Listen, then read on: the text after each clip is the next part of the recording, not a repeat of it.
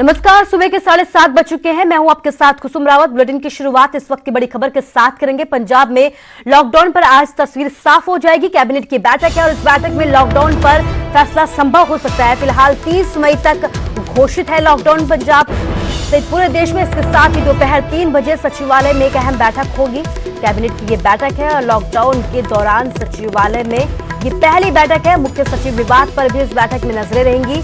पिछली बैठक में शामिल नहीं हुए थे सीएस। मुख्य सचिव के इस्तीफे पर अड़े हैं मंत्री। इन तमाम मसलों पर आज बैठक होगी, लेकिन बड़ी बात यह है कि लॉकडाउन पर चर्चा की जाएगी। हमारे संवाददाता पंकज कपाई हमारे साथ फोन लाइन से जुड़ गए हैं। पंकज, क्या लगता है कि क्या कुछ फैसला लिया जा सकता है आज इस बैठक में? देखिए, क्योंकि केंद्र सरकार की तरफ से 31 मई तक लॉकडाउन जो है वो जारी रहने की बात कही गई है और 31 मई के बाद पंजाब की तस्वीर क्या रहेगी और केंद्र सरकार की क्या गाइडलाइन जो है वो रहने वाली है, इसको लेकर कैबिनेट में जो है वो विचार किया जाएगा। क्योंकि पिछले अगर एक हफ्तों की बात की जाए तो देश भर में जो कोरोना मरीजों का आंकड़ा है वो लगातार बड़ी तेजी से बढ़ा है और ऐसे में 31 मई के बाद भी लॉकडाउन जो है वो जारी रह सकता है। हालांकि कुछ बदलाव जो हैं वो लॉकडाउन में किए जा सकते हैं। और दूसरी अहम बात ये भी है कि जो मंत्री वर्सेस चीफ सेक्रेटरी का विवाद खड़ा हुआ था और उसके बाद मुख्यमंत्री ने लंच डिप्लोमेसी का सहारा लिया था और इस विवाद को खत्म करने की कोशिश की थी। तो आज पहली बार ऐसा होगा कि लॉकडाउन के दौरान वीडियो कॉन्फ्रेंसिंग के जरिए नहीं बल्कि सचिवालय में ये बैठक होगी और उस बैठक में क्या चीफ सेक्रेटरी के सामने वो मंत्री बैठेंगे जिन मंत्रियों ने कहा था कि वो बैठक का हिस्सा तब तक नहीं बनेंगे जब तक चीफ सेक्रेटरी करण अवतार उस बैठक में रहेंगे। इस पर भी नजरें जो हैं वो टिकी हुई है और इसके साथ साथ जानकारी ये भी मिल रही है कि मेडिकल एजुकेशन को लेकर कुछ फैसले जो हैं वो सरकार की तरफ से लिए जा सकते हैं।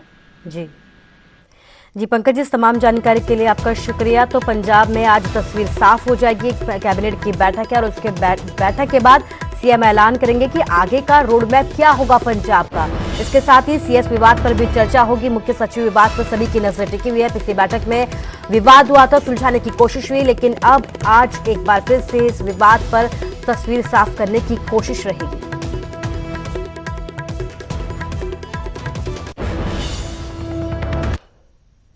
अगली बड़ी खबर आपको बताते हैं। न्यूज 18 पर कोरोना का पूरा अपडेट है। पंजाब से जुड़ी 10 बड़ी बातें। पंजाब में 2100 से पार कोरोना के मामले पहुंच चुके हैं। 24 घंटे में 20 से ज्यादा नए केस सामने आए हैं। सूबे में अब तक कोरोना के 2108 केस हैं और अब तक 1918 मरीज ठीक होकर अपने घर लौट चुके हैं। पंजाब में अभी तक कोरोना के 150 एक्टिव केस हैं। अमृतसर, जालंधर, लुधियाना बड़े हॉटस्पॉट हैं। 6 जिलों में कोई पॉजिटिव केस नहीं है। फिरोजपुर, मानसा, फाजिलका जो है वो कोरोना मुक्त हो चुके हैं। मोगा, रूपनगर, फतेहगढ़ साहिब भी कोरोना मुक्त हो चुके हैं। पंजाब में कोरोना से अब तक 40 की मौत हो चुकी है, लेकिन बड़ी बात यह है कि ज्यादा संख्या में लोग ठीक हुए हैं।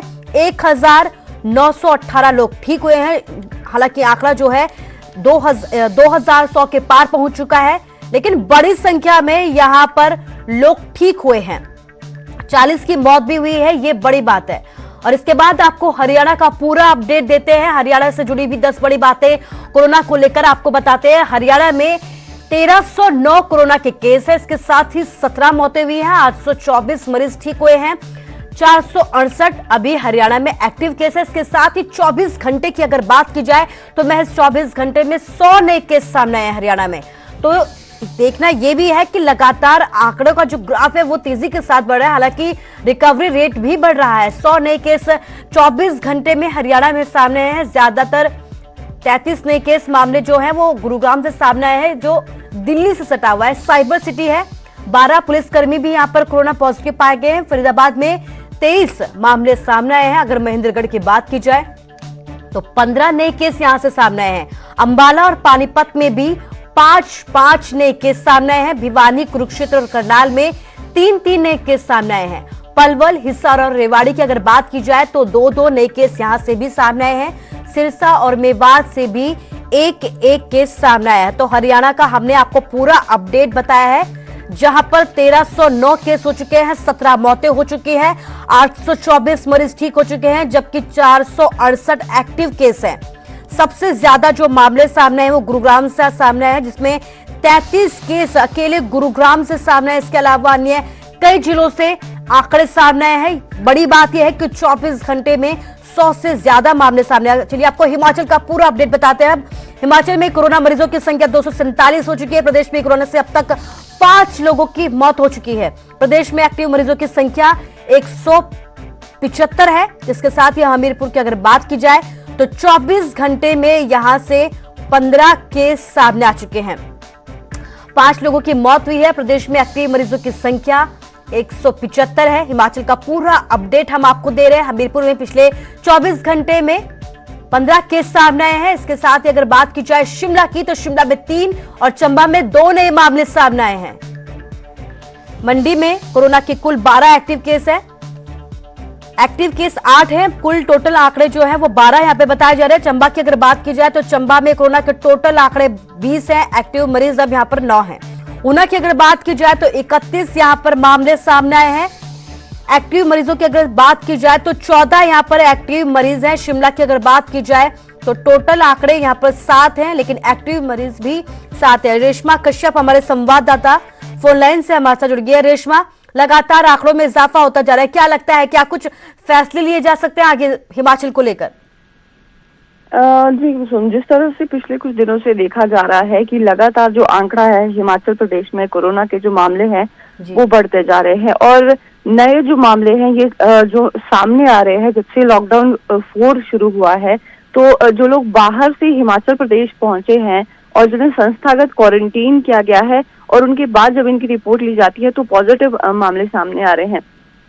इसमें हम ये देख रहे हैं कि जो राहत की बात ये है कि इन लोगों को पहले ही क्वारंटीन कर लिया गया है। बाकी और लोगों से या फिर जहां से ये लोग संबंधित है वहां जाने से पहले ही इन्हें रोक दिया गया है, संस्थागत क्वारंटीन कर दिया गया है।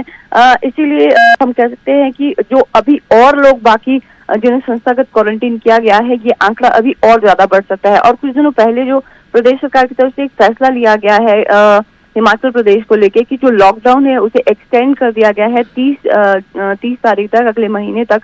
और जितने भी उपायुक्त है हिमाचल प्रदेश के उनकी तरफ उन्हें ये हम कह सकते हैं अधिकृत किया गया है कि अब किस तरह की जो व्यवस्था है जो डिस्ट्रिक्ट है कहाँ कहाँ पर किस तरह से की जानी है। क्योंकि हमीरपुर की अगर हम बात करें सबसे ज्यादा जो मामले हैं इस वक्त हमीरपुर में ही सामने आए हैं और एक्टिव मामले ही वहीं पर ही सबसे ज्यादा सामने है। और कर्फ्यू में ढील का जो समय है वो भी जिस तरह से देखा गया है कि 8 घंटे से बढ़ा दिया गया है, लेकिन अब रेड जोन में और ऑरेंज जोन में किस तरह की जो व्यवस्था है फिलहाल इस पर कोई जो व्यवस्था है वो नहीं की गई है। लेकिन खतरे वाली बात इसीलिए नहीं है क्योंकि जो लोग नए मामले सामने आ रहे हैं उन्हें वो संस्थागत है, मतलब उन्हें क्वारंटीन में रखा गया था। और जिस तरह से पहले कहा जा रहा था कि जो हिमाचल के बॉर्डर्स हैं उन्हें सील कर दिया जाएगा 31 तारीख के बाद, लेकिन कुछ दिनों पहले जो व्यवस्था ये की गई है, प्रशासन का ये डिसीजन था कि 31 के बाद भी अभी जो लोग हैं बाहर जो लोग फंसे हुए हैं उन्हें फिर से हिमाचल प्रदेश में लाने का जो सिलसिला है वो जारी रहेगा। जी रेशमा, तमाम जानकारी के लिए आपका शुक्रिया। तो लोगों को बाहर से लाने का सिलसिला लगातार जारी रहेगा। टोटल आंकड़े की अगर बात की जाए तो 247 यहाँ पर टोटल आंकड़ा हो चुके हैं। ज्यादातर मामले वो सामने आए हैं जो लोग जिन लोगों की घर वापसी हुई है उनसे जुड़े अभी तक ज्यादातर मामले कोरोना के यहाँ पर सामने आ चुके हैं।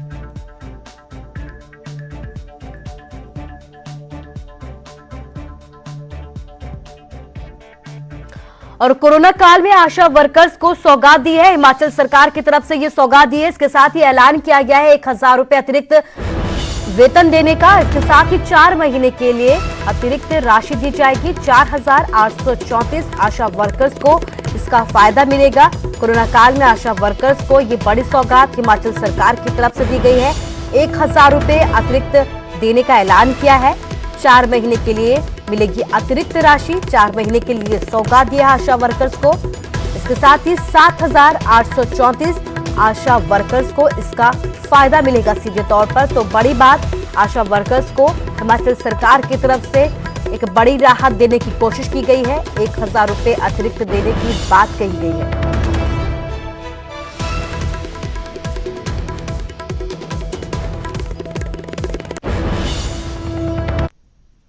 और प्रवासी मजदूरों पर सुप्रीम कोर्ट ने स्वतः ही संज्ञान लिया है। प्रवासियों की परेशानी संबंधी खबरों पर सुप्रीम कोर्ट की तरफ से संज्ञान लिया है। ऐसे में 3 जजों की बेंच ने एक नोटिस जारी किया है। केंद्र और राज्य सरकारों से जवाब तलब किया है। मामले में एससी ने गुरुवार को अब सुनवाई की जाएगी। तो मजदूरों के मसले पर अब सुप्रीम कोर्ट ने, देश की सबसे बड़ी अदालत ने खुद संज्ञान लिया है। प्रवासियों की परेशानियों को लेकर खबरों जो चल रही थी अभी तक, उनको लेकर संज्ञान लिया है। केंद्र और राज्य सरकारों को नोटिस जारी किया है, जवाब मांगा है। इसके साथ ही इस पूरे मसले पर अब गुरुवार को सुनवाई होगी। राज्य सरकारों को जवाब देना है सुप्रीम कोर्ट में कि क्या कुछ व्यवस्थाएं की गई थी, क्या कुछ एक्शन लिए गए थे। इसके साथ ही बड़ी बात यह है कि सुप्रीम कोर्ट ने इस पूरे मसले पर अब खुद ही संज्ञान लिया है और सभी केंद्र और राज्य सरकारों से ये नोटिस मांगा है कि इस मजदूरों के मसले पर क्या कुछ तैयारी की गई थी, क्या कुछ अहम फैसले लिए गए थे।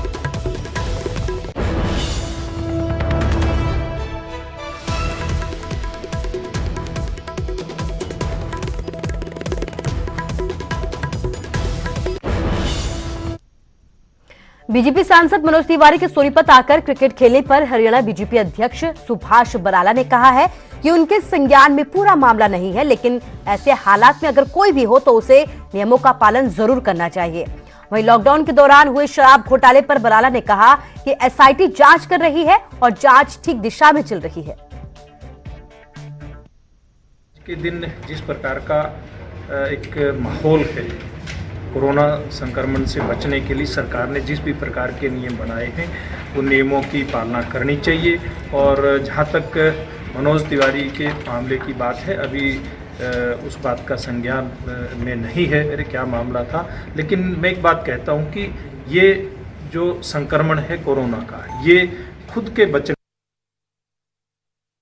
की जांच शुरू कर दी है और मैं समझता हूँ कि जांच ठीक दिशा के अंदर आगे जा रही है।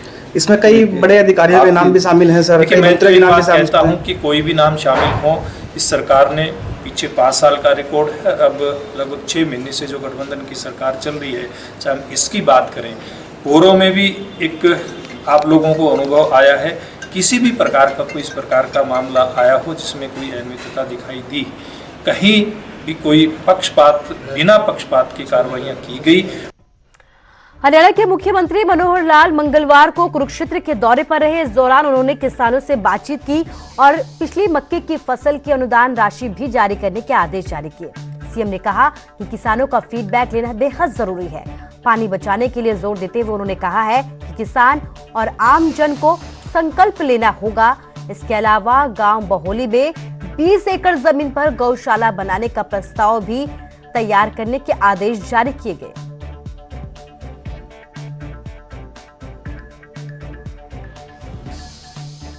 नूरपुर के गांव सुलियाली में बाहरी राज्यों से आए शख्स ने एक मिसाल कायम की है। घर पर रहने की बजाय उसने टेंट में रहने का फैसला लिया है, जिससे न सिर्फ अपने गांव बल्कि पूरे प्रदेश को वैश्विक महामारी से बचने का एक बड़ा संदेश दिया गया है। दरअसल रामपाल मुंबई में कुरियर ऑफिस में काम करता था और जब लॉकडाउन हुआ तो वो अपने साथियों के साथ वहीं फंस गया। जैसे तैसे वो हिमाचल पहुंचा, जहां प्रशासन ने उसे प्रशासन की तरफ से होम क्वारंटीन भी किया गया। इसके साथ ही जिसके बाद उन्होंने घर में उसको क्वारंटीन करने को कहा गया तो उन्होंने खुद को एक टेंट में क्वारंटीन करना जरूरी समझा।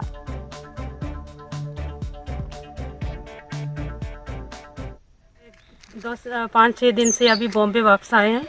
तो बॉम्बे से आने के बाद उन्हें खंडवाल में रखा गया, जहां उनके टेस्ट हुए और टेस्ट सभी नेगेटिव आए। और जब ये घर पे आए हैं तो उन्होंने अपना अलग से टेंट लगाया हुआ है, जिसके कारण ये स्वयं भी सुरक्षित रहें और हमें भी सुरक्षित रखें। तो मुझे अपने भाई पे गर्व है कि वो घर से अलग टेंट लगा के रह रही हैं और इनको सरकार ने जैसे जैसे आदेश दिए थे वो उनका पालन कर रहे हैं। कोरोना की वजह से हिमाचल के बल्ह में एक महिला की मौत हो गई। महिला के अंतिम संस्कार का स्थानीय लोगों ने जमकर विरोध किया। अधिकारियों के दखल के बाद महिला का अंतिम संस्कार हो पाया। इस रिपोर्ट में जानिए कि ग्रामीण क्यों कर रहे थे कोरोना से मौत के बाद अंतिम संस्कार का विरोध।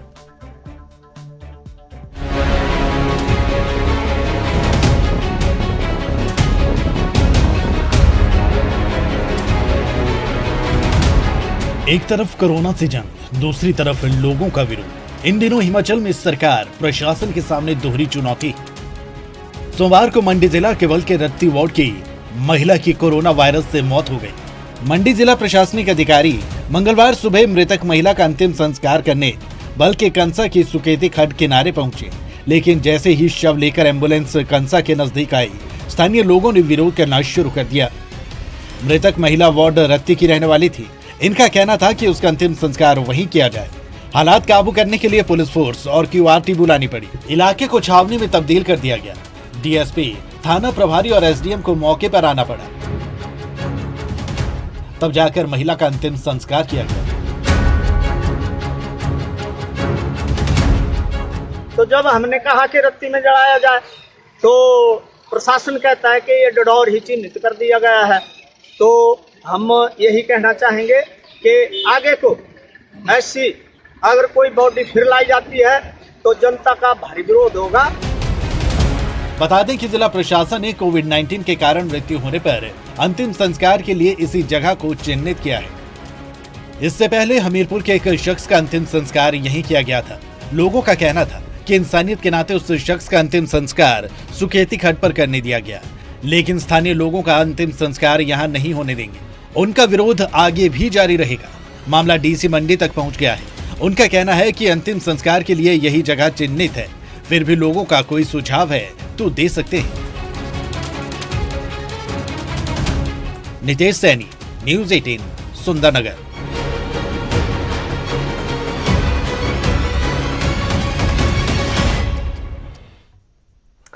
और अगली खबर फरीदकोट की है, जहां कैदी अस्पताल के आइसोलेशन वार्ड से भाग गया। खबर है कि कैदी के कोरोना के नमूने भी लिए गए थे, जिसकी रिपोर्ट आना अभी बाकी है।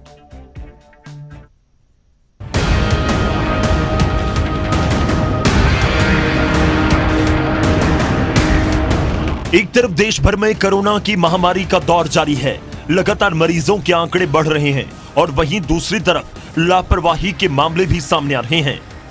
मामला फरीदकोट का है, जहां गुरु गोबिंद सिंह मेडिकल अस्पताल के आइसोलेशन वार्ड में से एक कैदी फरार हो गया और सवाल पुलिस पर भी उठ रहे हैं। दरअसल फरार कैदी मुक्तसर की जेल में बंद था, जिसको इलाज के लिए गुरु गोबिंद सिंह मेडिकल कॉलेज में लाया गया था। बताया जा रहा है कि कैदी का कोरोना सैंपल भी लिया गया, जिसकी रिपोर्ट आनी बाकी है, लेकिन रिपोर्ट आने से पहले ही वो पुलिस को चकमा देकर फरार हो गया।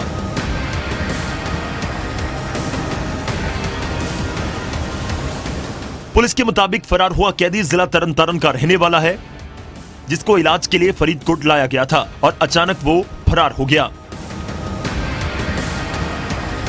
इस गल दी हले ਅਸੀਂ ਵੈਰੀਫਾਈ ਕਰ ਰਹੇ ਹੈਗੇ, ਹਲੇ ਇਸ ਗੱਲ ਬਾਰੇ ਕਹਿਣਾ ਠੀਕ ਨਹੀਂ ਹੈਗਾ। ਵੈਰੀਫਾਈ ਸਰ, ਇਸ ਦਾ ਕੋਈ ਕੋਰੋਨਾ ਟੈਸਟ ਵੀ ਹੋਇਆ ਸੀਗਾ ਜਿਸ ਦੀ ਰਿਪੋਰਟ ਜੇ ਆਣੀ ਪੈਂਡਿੰਗ ਸੀ? ਹਲੇ ਇਹ ਗੱਲਾਂ ਦਾ ਜਵਾਬ ਦੇਣਾ ਜਲਦਬਾਜ਼ੀ ਹੋਏਗੀ। ਇਹ ਗੱਲਾਂ ਸਾਰੀਆਂ ਹਲੇ ਇਨਵੈਸਟੀਗੇਸ਼ਨ ਦੇ ਅਧੀਨ ਹੈਗੀਆਂ, ਅਸੀਂ ਕਰ ਰਹੇ ਹਾਂ। ਹੁਣ ਕੀ ਫਰਦਰ ਕਰ ਰਹੇ ਹਾਂ? ਫਰਦਰ ਅਸੀਂ ਇਹਦੇ ਸੰਬੰਧੀ ਐਫਆਈਆਰ ਲਾਂਚ ਕਰ ਰਹੇ ਹਾਂ। ਫਿਰ ਐਫਆਈਆਰ ਲਾਂਚ ਕਰਕੇ ਅਸੀਂ ਸਰ ਉਸ ਦੀ ਤਲਾਸ਼ ਲਈ ਕੋਈ ਟੀਮਾਂ ਬਣਾਈਆਂ ਗਈਆਂ ਹੈਗੀਆਂ ਸਾਡੇ ਥਾਣੇ ਵੱਲੋਂ ਵੀ ਤੇ ਫਿਰੋਜ਼ਪੁਰ श्री मुक्तसर साहब जिले।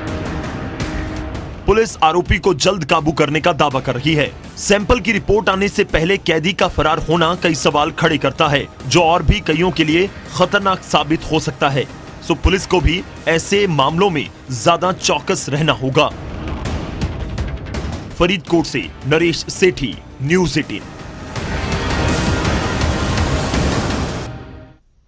फतेहाबाद के स्वामी नगर में महज 100 रुपए के लेन देन के विवाद में कई लोग गंभीर रूप से घायल हो गए, जबकि भूना में आपसी रंजिश में एक शख्स पर जानलेवा हमला कर दिया गया। पूरा मामला क्या है, इस रिपोर्ट के जरिए देखिए।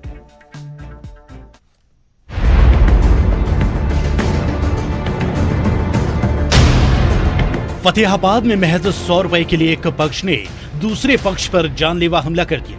मामला स्वामीनगर का है। बताया जा रहा है कि पीड़ित पक्ष के एक युवक की स्वामीनगर इलाके में परचून की दुकान है। दुकानदार ने आरोपी युवक से सामान के 100 रुपए लेने थे। जब उसने उससे पैसे मांगे तो आरोपी युवक तैश में आ गया और गाली गलौज करने लगा। मामला इतना बिगड़ा कि युवक को बुरी तरह से पीटा। बीच बचाव कराने आई पीड़ित की मां के साथ भी मार पिटाई और उसके साथ अभद्रता की गई। हमले में 4 लोग घायल हुए। घायलों को अस्पताल ले जाते वक्त भी आरोपियों ने रास्ते में रोककर उन्हें मारा।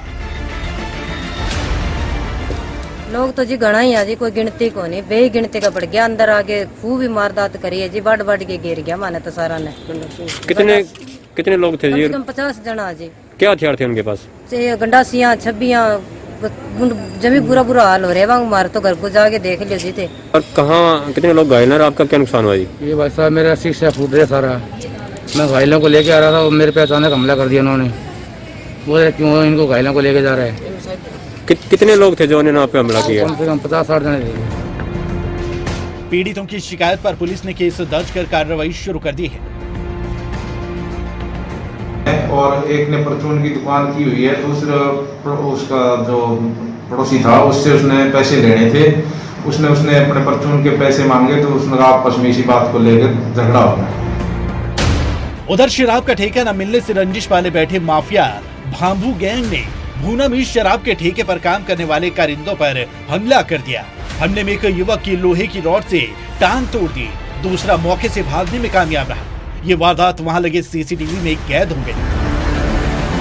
हमारे करिंदे खैरी रोड भुन्ना से कैश लेकर जब हिसार रोड की दुकान पर आए थे कैश लेने के लिए, इतने में 4-5 लड़के जो विक्रम बाम्बू और पंजाबी तो 2-3 लड़के और थे, उन्होंने बोलेरो हमारी गाड़ी के आगे डाई राते ही उन्होंने फोड़ तोड़ गाड़ी के साथ शुरू करी और कैश छीन के ले गए। एक बंदे की मेरे की टांग तोड़ गए।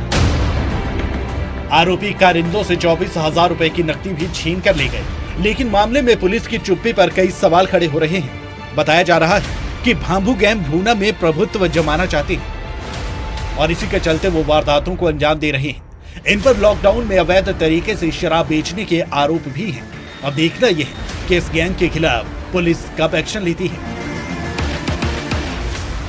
जसपाल सिंह, न्यूज़ 18, फतेहाबाद।